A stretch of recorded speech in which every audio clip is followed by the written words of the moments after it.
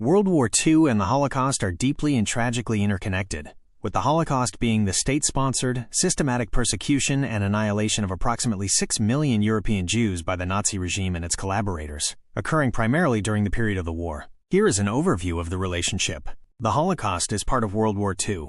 Timing: the Holocaust spanned the years 1933 to 1945, but the mass, systematic murder, the final solution, accelerated significantly after the start of World War II in September 1939.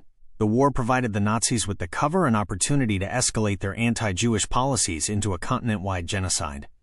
Expansion of control.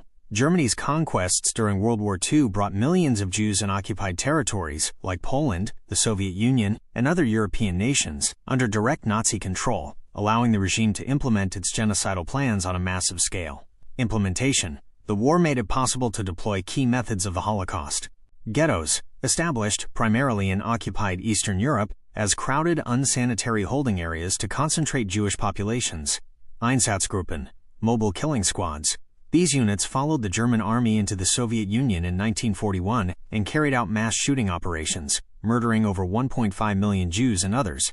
Killing centers/extermination camps. Facilities like Auschwitz-Birkenau, Treblinka, and others were established in occupied Poland, equipped with gas chambers for industrialized mass murder.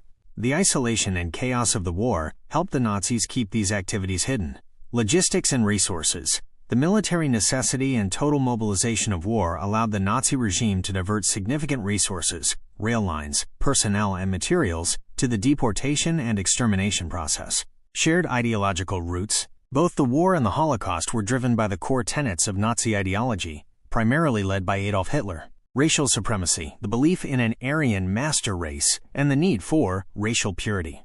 Anti-Semitism, fanatical hatred of Jews, whom the Nazis blamed for Germany's defeat in World War I and for the country's economic and political problems.